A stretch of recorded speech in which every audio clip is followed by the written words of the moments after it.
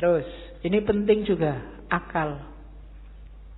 Rumi termasuk orang yang memposisikan akal tidak sebagai puncak. Akal itu penting, tapi akal hanya transit. Akal harus dilampaui. Tidak boleh orang berhenti hanya di akal. Di Masnawi itu ada cerita yang mungkin sering dikutip orang. Cerita ahli bahasa dan tukang perahu. Jadi ada ahli bahasa naik perahu sama tukang perahunya. Sambil naik perahu terus ngobrol. Mas, tukang perahu, sampean ngerti nggak kalimat majemuk itu apa? Nggak ngerti, Pak. Sampean sudah tua kalimat majemuk aja nggak ngerti. Rugi sampean hidup itu. Sampean ngerti nggak kalimat sastra itu kayak gimana? Nggak tahu, Pak. Apalagi sampean sudah umur tua gini sastra aja nggak ngerti. Buat apa umur sampean dihabiskan? Sampean ngerti nggak? Pokoknya diajak ngobrol gitu, dimarahi terus, dilecehkan terus. Tiba-tiba terus ada badai. Kapalnya mau tenggelam, katanya yang punya perahu, waduh ini Pak, sampean bisa nggak berenang? Nggak bisa. Sampean sampai tua berenang aja nggak bisa, ya wassalam sampean mati. Bye-bye, tak tinggal ya, sudah selesai. Nah, itu cerita ini terkenal, nanti variasinya macam-macam.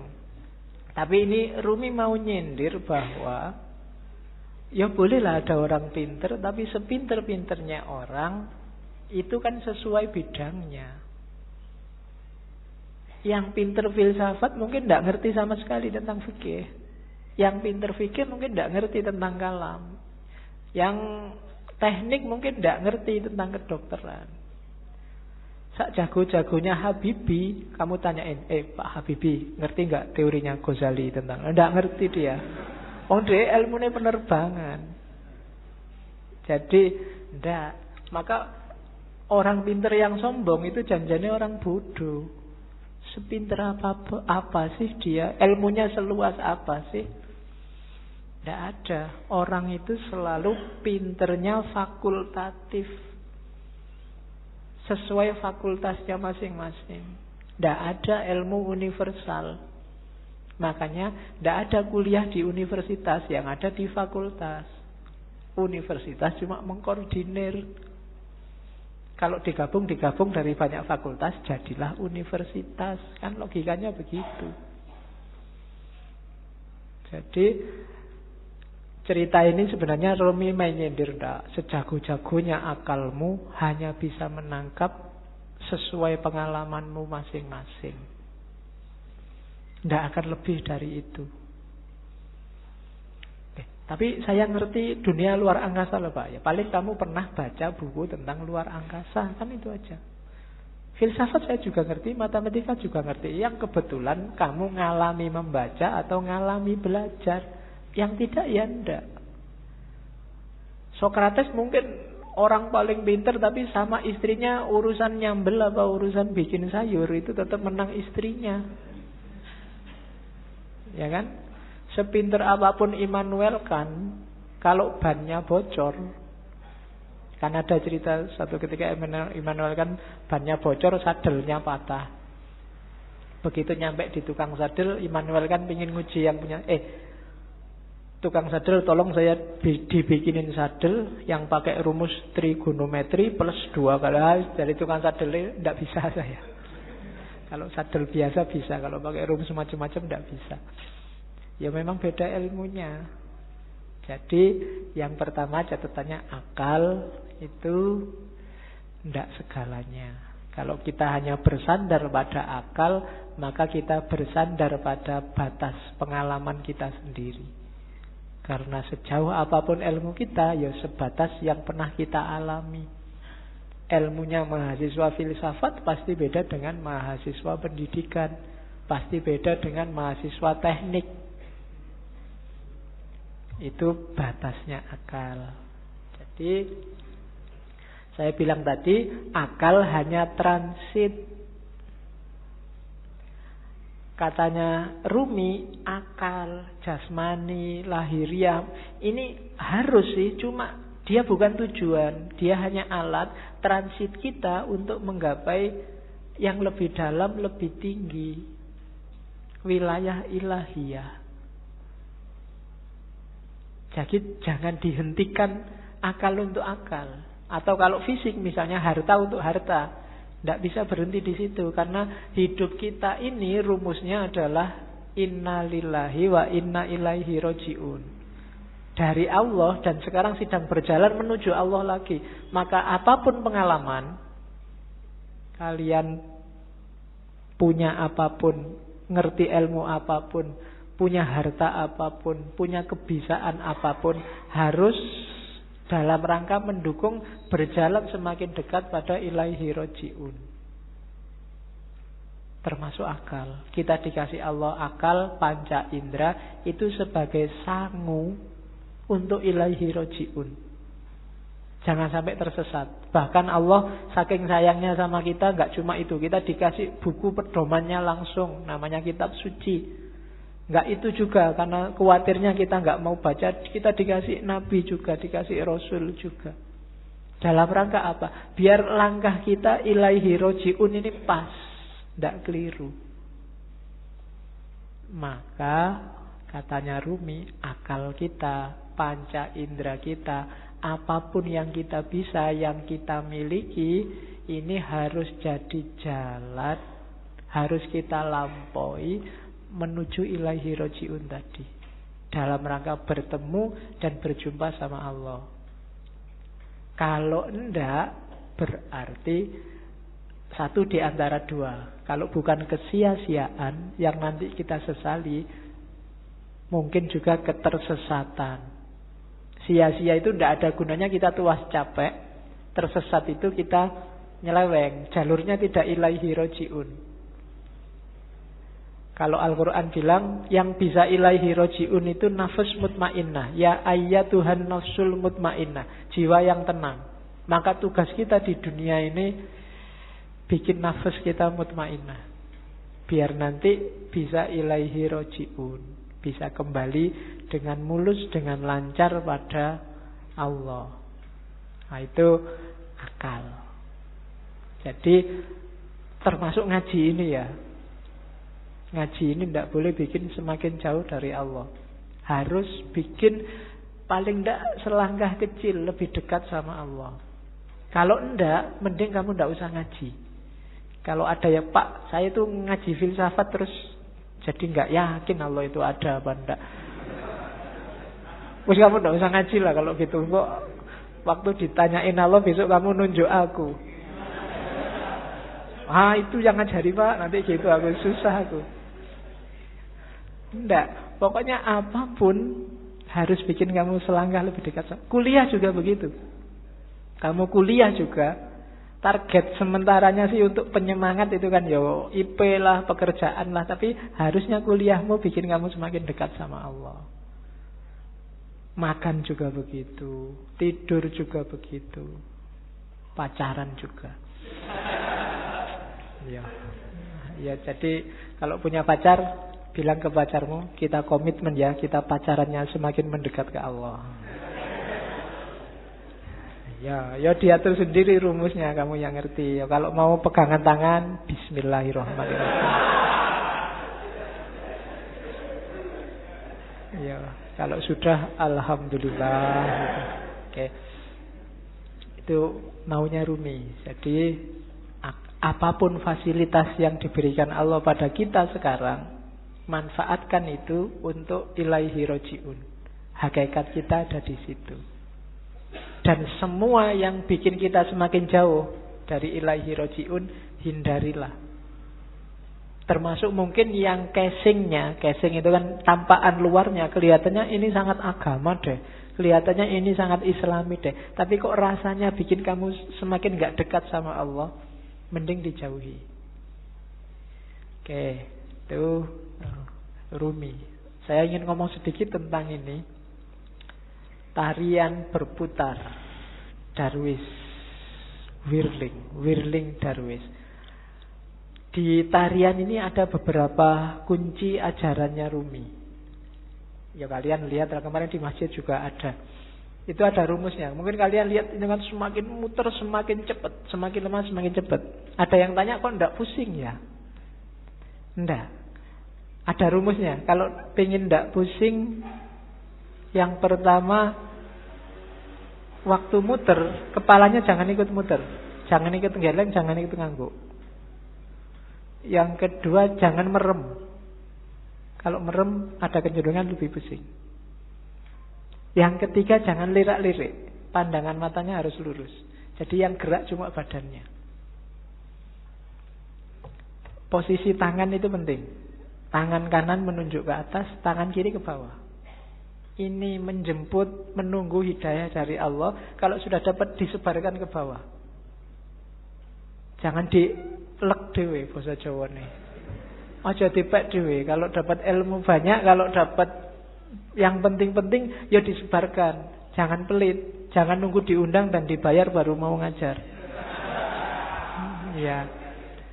Wong ilmu kamu nggak beli. Saya selalu bilang ilmu itu bukan karena usaha kita, tapi dikasih Allah. Kalau belajar itu kewajiban kita, tapi dapat ilmu atau tidak itu terserah Allah.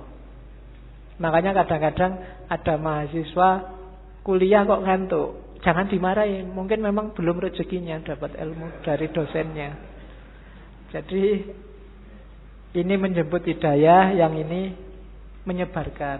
Terus mutarnya berlawanan dengan jarum jam. Yaitu ada filosofinya. Kayak tawaf itu kan berlawanan dengan jarum jam juga. Ya mungkin filosofinya, kalau manut jarum jam itu berarti ikut ritmenya dunia. Ikut ritme sehari-hari. Tapi yang spiritual itu ritmenya dibalik. Kita geraknya tidak mendatar tapi ke atas. Saya sering ngasih ilustrasi. Kalau kamu sudah masang mur itu, kamu muternya kan harus berlawanan dari arah jarum jam, baru murnya lepas ke atas. Tapi begitu kamu searah jarum jam, murnya akan semakin mancep, semakin ke dalam. Maka tarian ini juga muternya berlawanan. Biar ada energi vertikalnya, energi ke atasnya. Itu diantara rahasianya. Ada topinya. Topi ini kalau di Rumi, topi yang tinggi itu isyarat dari kuburan, makam, nisan. Maksudnya apa? Kuburan dari ego, kuburan dari nafsu, hasrat duniawi. Itu kan topi yang tidak keren sama sekali. Karena memang simbol dari nisan, simbol dari kuburan. Kamu jalan-jalan di mall pakai itu mesti dilihat banyak orang. Tidak keren. Karena memang simbolnya bukan simbol untuk keren-kerenan. Dia simbol dari ego. Terus baju putih itu ya ego yang sudah kamu kubur dalam dirimu, sekarang kasihlah yang putih. Ditutupi oleh cahaya, amal baik, kesucian. Nanti kalau pertunjukan biasanya ada fase ketika yang di tengah pakai jubah hitamnya dibuang. Nah, itu berarti membuang semua yang hitam-hitam, yang jelek-jelek, untuk lahir sendiri jadi putih. Terus nanti ada gerakan kayak orang kedinginan itu. Nah, ini gerakan menyatu. Angka 1, tauhid. Dan seterusnya. Itu wawasan kecil aja. Jadi kamu jangan heran kalau ada jenis tari semacam itu. Itu ada makna spiritualnya. Nari saja tanpa makna ya eman-eman. Yang lihat tari juga harusnya bisa ngambil makna. Kalau dalam sufi, jenis semacam ini namanya sama. Sama itu seni mendengarkan. Dengan mendengarkan terus kamu tergerak mengalami kedekatan sama Tuhan. Kan kadang-kadang ada orang yang kalau wiritan sendiri dia susah dekat sama Allah, susah tergetar hatinya. Tapi begitu mendengarkan orang ngaji, mendengarkan lagu-lagu spiritual itu batinmu tergetar. Mendengarin lagu religius itu kamu kadang-kadang kan bisa nangis, apalagi pas duit entek. Kok sedih ya aku, kapan ini kan gitu. Nah, itu. Tapi kalau wiritan sendiri enggak. Kan ada yang gitu. Maka teknik mendekat ke Allah itu sufi macam-macam. Kalau di torekotnya Rumi ini pakai tarian sama namanya. Karena ada musiknya nanti kan. Dan musik itu yang bikin ekstase lebih cepat. Oke, itu Whirling Dervish namanya. Teori tentang Darwis yang berputar. Saya sudah mau masuk ke cinta, cuma puisi ini menarik saya untuk bekal teman-teman. Bagus untuk tidak kemerungsung. Banyak orang hari ini ketika kamu belajar ajarannya sufi terus, waduh berarti harus jadi sufi ini. Terus kamu besok wiritan terus, puasa terus 2 hari, tapi habis itu hari ketiga lagi, kumat lagi, terus lagi. Enggak. Katanya Rumi enggak begitu caranya, pelan-pelan. Step by step. Jika engkau belum punya ilmu, hanya prasangka, ya milikilah prasangka yang baik tentang Tuhan. Begitulah caranya, katanya Rumi. Jika engkau hanya mampu merangkak, maka merangkaklah kepadanya. Enggak usah nunggu pinter tasawuf, pinter ilmu kalam, pinter fikih baru mendekati Allah. Bisanya apa? Ya dengan itu kamu mendekat ke Allah. Jika engkau belum mampu berdoa dengan khusyuk, tetaplah persembahkan doamu yang kering, munafik, tanpa keyakinan itu. Karena Tuhan dengan rahmatnya akan tetap menerima mata uang palsumu. Tidak apa-apa. Kan banyak kan sekarang doa itu tidak ada rasanya karena kamu sudah hafal. Saking hafalnya kan doa Bismillahirrahmanirrahim, alhamdulillah. Doa itu kan minta. Minta apa tidak jelas. Itu mungkin malaikat ya bingung, kamu itu minta apa? Jaluk kok sambil ngeremong, sambil kadang yang jarinya sambil berdoa sambil mungkin jaluk tenan apa ya. Tapi tidak apa-apa katanya Rumi. Persembahkan saja doamu. Gusti Allah itu maha rahmat. Dengan rahmatnya dia tetap menerima mata uang palsumu. Ya. Dulu ada yang tanya ke saya, kenapa doanya orang Islam itu tidak terlalu manjur. Lebih manjur doanya orang Cina. Karena orang Islam itu pasif. Kalau doa nunggu, ya Allah kasih dong ya Allah. Kalau orang Cina maksa, ya Allah turunkan. Jadi akhirnya jatuh semua dari atas. Kamu kan nunggu buahnya jatuh. Kalau orang Cina jatuh dari atas. Oke. Jadi tidak apa-apa wis. Berdoa sebisamu. Ya agak palsu-palsu dikit, munafik-munafik dikit. Itu kan kering, munafik tanpa keyakinan. Keyakinan itu penting loh dalam berdoa. Karena Allah menjawab doamu itu sejauh keyakinanmu. Saya sering bilang kan, kalau kamu berdoa, ya Allah semoga semester ini saya lulus kumlot. Tapi kamu bisa ndak ya wong IPK ya ndak, kamu sendiri ragu-ragu ya ora dibales, kamu sendiri nggak yakin. Keyakinan itu penting. Pak, saya keyakinannya separuh, apa ndak usah berdoa saja. Ya berdoa saja, jangan khawatir. Allah tahu yang kamu mau. Berdoalah. Allah tetap mengakui meskipun uangmu palsu sama Allah diterima aja ndak apa-apa wis. Karena Allah sangat sayang sama kita. Jika engkau masih mempunyai 100 keraguan mengenai Tuhan, maka kurangilah menjadi 99 saja. Begitulah caranya wahai pejalan. Jadi kalau kita masih tidak terlalu mantep keimanan kita selama ini, masih melanggar-melanggar, masih dosane oke, ya tidak apa-apa, dikurangi dikit-dikit. Ya 100% tidak mungkin lah ya. Dikurangi 1%, biar jiwamu terlatih. Kalau langsung dibuang semua, insya Allah gagal. Ya, saya langsung ingin ikhlas lillahi ta'ala, tidak ngejar surga Pak, tidak iso. Harus pelan-pelan. Terus biarpun telah 100 kali engkau ingkar janji, ayolah datanglah lagi. Nggak usah malu-malu. Pak, dosa saya banyak Pak, saya harus datang lagi. Enggak Pak, datang lagi aja. Allah tidak akan nolak. Tidak ada kata terlambat. Jadi tempuhlah jalan itu. Pak, itu dhuwur banget ya Pak teorinya Pak, tinggi sekali apa ya? Saya bisa Pak, bisa. Pelan-pelan, sedikit-sedikit, biar ilaihi roji'unnya sempurna. Eman-eman. Kalau nanti kamu tidak, nafasnya tidak mutmainnah, dilatih pelan-pelan. Pak saya itu susah ikhlas Pak. Kalau sedekah mesti pamrih Pak. Ya sementara pamrih dulu enggak apa-apa, tapi tetap sedekah. Nanti lama-lama latihan. Oke, jadi tempuhlah jalan itu. Jangan ragu-ragu. Jangan nunggu. Biasanya kelemahan yang muda-muda kayak teman-teman nunggu nanti besok kalau tua. Ya, kalau yang zaman muda ndak, yang tua kelihatannya lebih berat. Memulai dari tua itu susah. Karena orang yang sudah tua itu biasanya sudah keras cara berpikirnya.